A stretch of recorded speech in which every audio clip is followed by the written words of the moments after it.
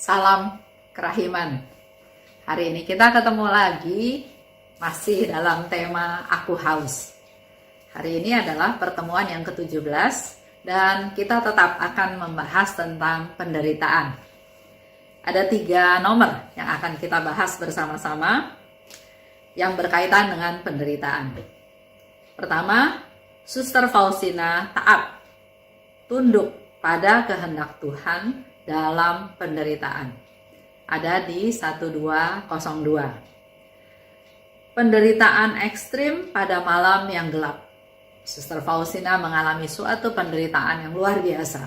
Bisa kita baca nanti sama-sama dari diary nomor 23. Dan Suster Faustina membuat persembahan atas penderitaannya. Itu ada di 135. Kita mulai ya. Di 1202. Hari ini, aku bahkan tidak dapat mengikuti misa kudus atau menyambut komuni kudus. Karena dia sakit, tidak diizinkan untuk mengikuti perayaan Ekaristi. Di tengah penderitaan jiwa dan raga, aku terus mengulangi perkataanku. Kiranya terjadilah kehendak Tuhan. Aku tahu bahwa kemurahan-Mu tidak mengenal batas. Ini satu iman, satu pengharapan dari Suster Faustina ya.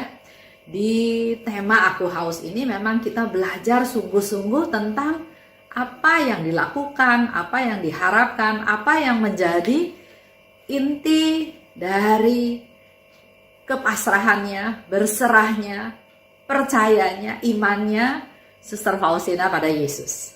Jadi di sini dikatakan di tengah penderitaan jiwa dan raga.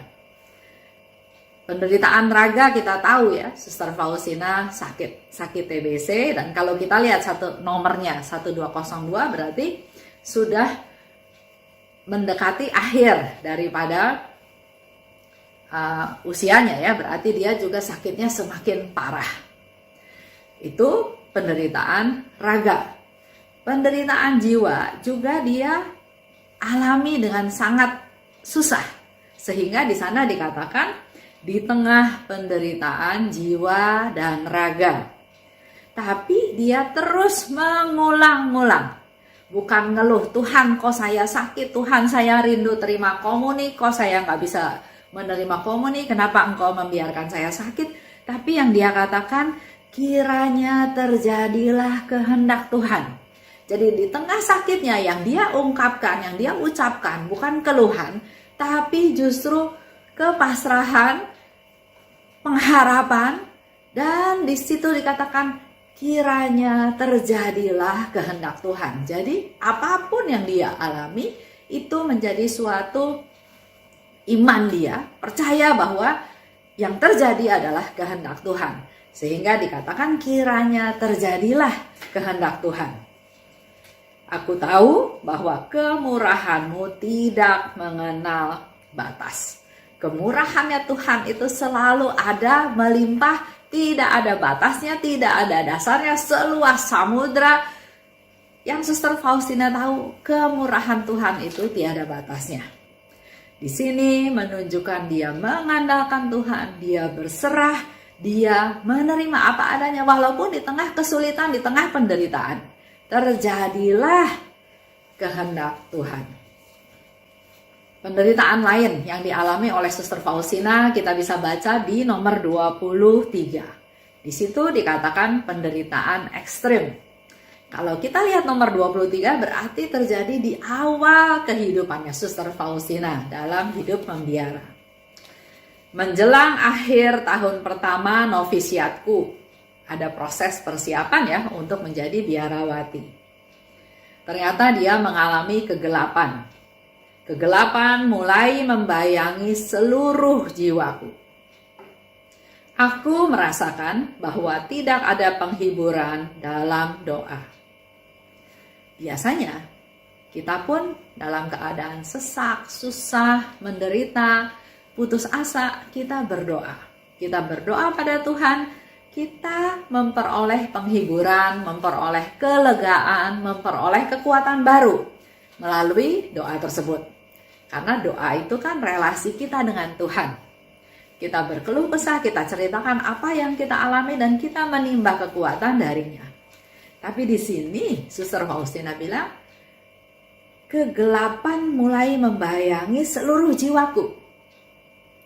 Bahkan gak ada penghiburan dalam doa. Untuk dapat bermeditasi, aku harus berusaha sekuat tenaga. Ketakutan mulai melanda hatiku.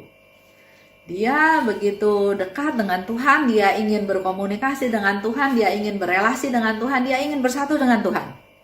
Tapi justru di sini waktu dia meditasi, dia katakan dia harus berusaha sekuat tenaga untuk bisa bermeditasi, tapi ternyata nggak bisa dilakukan. Sehingga dia katakan, ketakutan mulai melanda hatiku. Pada titik tertentu, muncul dalam hatiku kesan yang amat kuat bahwa aku ditolak Allah. Itu sharingnya Suster Faustina ya. Pada titik tertentu dia merasa kayaknya Tuhan menolak saya. Dan itu yang sangat menyedihkan dia, yang sangat membuat dia menderita karena dia ingin bersatu dengan Tuhan. Pemikiran yang mengerikan ini sangat menusuk hatiku. Di tengah-tengah penderitaan itu, jiwaku mulai mengalami sakratul maut. Aku ingin mati, tapi nggak bisa. Jadi di sini Suster Faustina mau menceritakan betapa dia sangat menderita. Sehingga di sini dikatakan suatu penderitaan yang ekstrim. Dia mengalami sakratul maut. Kalau sakratul maut mengalami suatu proses yang mengerikan, tapi akhirnya pada waktu meninggal, sakratul maut itu sudah tidak dirasakan lagi. Tapi di sini Suster Faustina katakan, aku mengalami sakratul maut, seolah-olah akan mati, tapi itu tidak terjadi, nggak bisa karena dia memang tidak mati. Jadi nggak ada ujungnya. Itu pengalaman yang membuat dia sangat menderita, penderitaan yang ekstrim. Tadi dikatakan ya, raganya menderita, jiwanya menderita. Dia berdoa, dia nggak dapat penghiburan dari Tuhan, bahkan dia merasa ditolak sama Tuhan. Pemikiran mengerikan bahwa telah ditolak Allah sungguh merupakan siksaan yang diderita oleh orang terkutuk. Jadi dia merasa kalau Tuhan menolak dia, dia termasuk orang yang terkutuk. Dan itu yang membuat dia sangat-sangat menderita. Penderitaan lain yang dialami oleh Suster Faustina ada di 135. Dia merubah penderitaan ini menjadi persembahan. Selama masa probasi ketiga, Tuhan membuat aku memahami bahwa aku harus mempersembahkan diriku kepadanya sedemikian rupa, sehingga ia dapat bertindak terhadap aku seperti yang ia kehendaki. Dia menyerahkan dirinya seluruhnya pada Tuhan, sehingga dengan demikian Tuhan bisa bertindak seperti yang ia kehendaki. Kita kan juga sering ya berdoa, Tuhan terjadilah apa yang Engkau kehendaki. Tapi baru terjadi sesuatu, kita sudah langsung bilang, Tuhan kenapa ini terjadi pada saya? Tuhan, saya maksudnya baik, kenapa orang menghina saya? Tuhan, saya niat baik, kok gagal Tuhan? Ya, banyak hal ya. Padahal di sini Suster Faustina katakan bahwa Tuhan mau aku mempersembahkan diriku. Dalam hal ini tetap ada kehendak bebas yang Tuhan berikan pada Suster Faustina.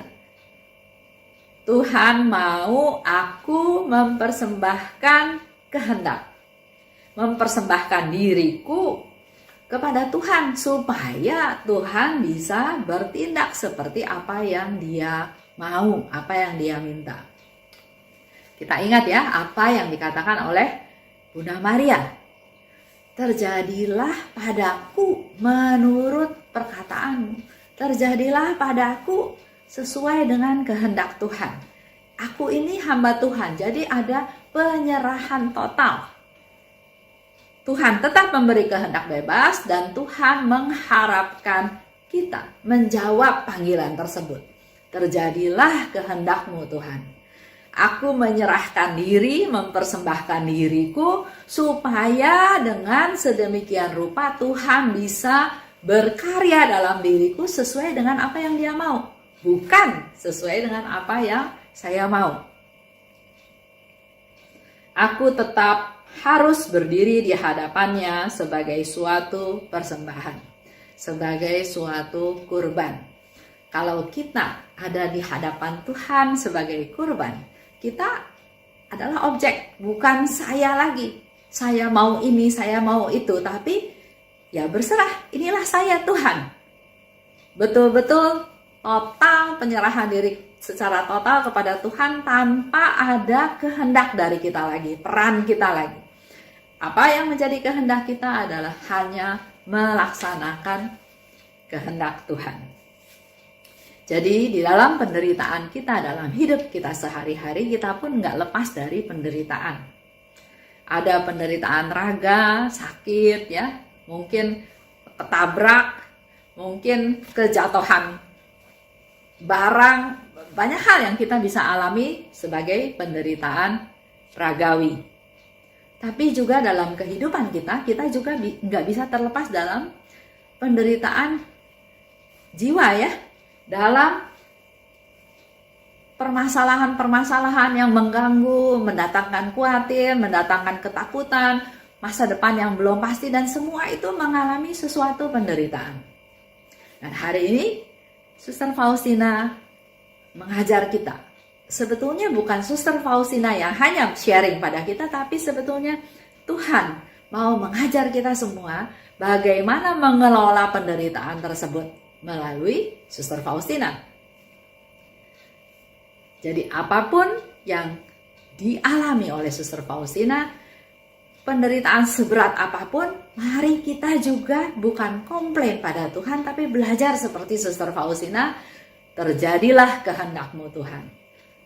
Terpujilah Engkau Tuhan. Semuanya dikembalikan kepada Tuhan.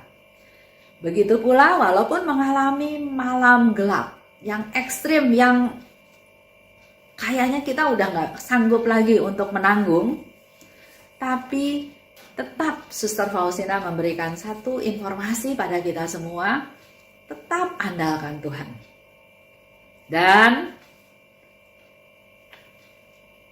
menjadi masukan juga buat kita semua, kalau kita mengalami malam gelap, bukan karena Tuhan gak sayang, bukan karena Tuhan membiarkan kita, tapi pasti ada sesuatu yang Tuhan izinkan terjadi untuk kita mengalami hal tersebut. Tapi tetap setia, tetap berserah, tetap mengandalkan Tuhan, pegang Tuhan satu-satunya dalam segala permasalahan yang kita hadapi.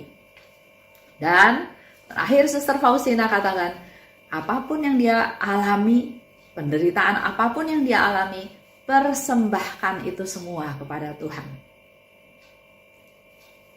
Berikan kepada Tuhan, persembahkan kepada Tuhan, dan bahkan kalau Suster Faustina memberi contoh, aku berdiri di hadapan Tuhan sebagai suatu persembahan, sebagai suatu kurban, sebagai suatu objek. Bukan saya lagi, bukan aku lagi, bukan subjek lagi, tapi terjadilah padaku Tuhan, terjadilah kehendak-Mu Tuhan. Itu yang kita belajar hari ini.